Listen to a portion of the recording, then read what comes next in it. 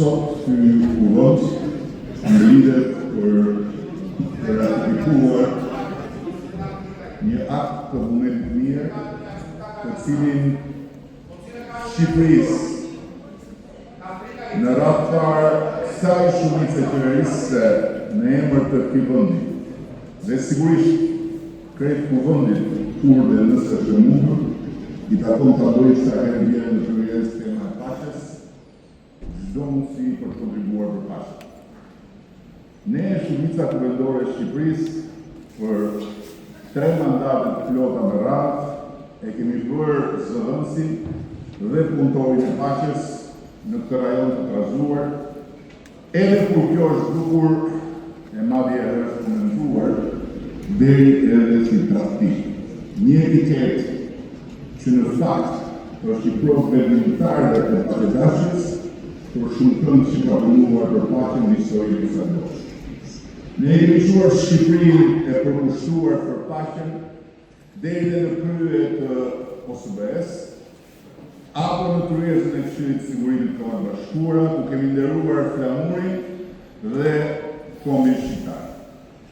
Një dekadë më parë, ky vend ishte një ishull që dilte në radarin e botës vetëm për lajme të këqija dhe shqiptarët në botë shiheshin si përfaqësuesit e atij ishulli, të mbeshur me tërë zezat nga medet e botës, një pjesë vërteta dhe një pjesë një ekstremisht.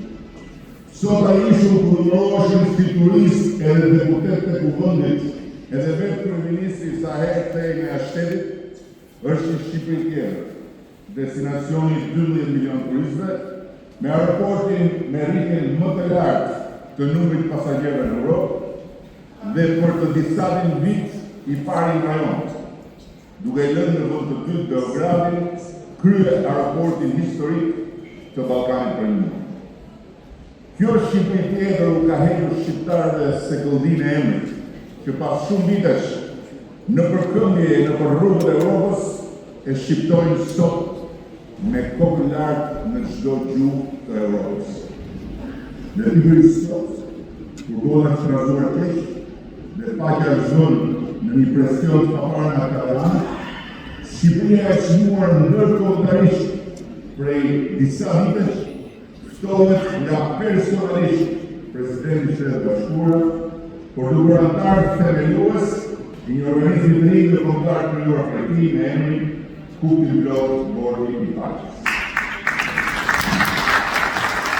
Ky është një ndërsa, dhe kjo është një tjetër mundësi për të kontribuar për paqen.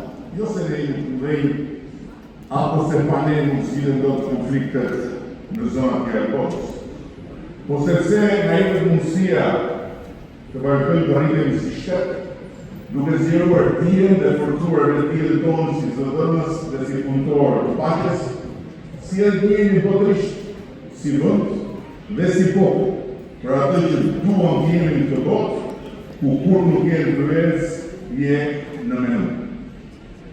Tani më e mira do të kishte qenë që këtu sot për një herë të vetme, pushon gravazin gjitha herët, edhe se kjo e sotmja është një herë e ndryshme nga shumë herë për këtë vend dhe për këtë vend. Po si duket, humbësit kronik nuk duhet ta humbasin as të rast, për të bërë të vetmen gjë që di të bëjnë më mirë se kush do t'jetë në botë. Të humbin përsëri rastin, duke vazhduar të vinë shqiptarët se nuk vlen për asgjë tjetër përveç se për të përfaqësuar dhe mishëruar humbjen në të gjitha format dhe në të gjitha dimensionet e saj. Dhe është vërtet për ta rrugësh. Po mendoj se sot në fakt ju kishit mundësinë të kërkoni fitore. Fitore duhen më të mëdha, sepse në fakt si gjithmonë ju gjatë fituar. Ju fituat se të përmuar me radhë thatë që Amerika do më bënte mua në gjyqi e ndëruar për jush për të kthyer ju në ato karrige ku nuk do të themi kur, po s'dolet nga poshtë karriges ku qëndrojnë i rënda të ndënjurat e stërgjyshit tu. ju fituat sepse e paralëruat popullin që mua do më thërisin në Amerikë në datën 20 janar, po ky ishte data për të paraqitur në prokurorinë federale.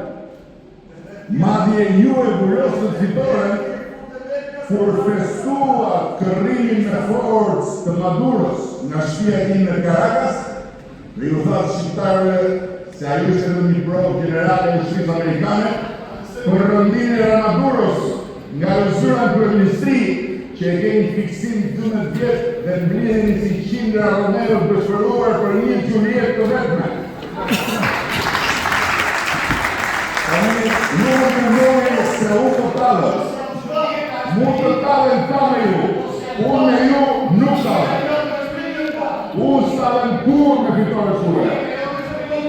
Dhe sot, ju më mostroni të vërtetën e madhe që unë nuk do të apeloj ushtrisë amerikane t'i bashkohet protestën suaj nga taraca e kryeministrisë se të dorëzohen vetë pajisisht në duart autoriteteve një zbatues amerikane që do vinë në aeroportin Washington, do të marrin me eskort, do të çojnë në shtëpinë e bardhë për të ullur si antarë të opozitës.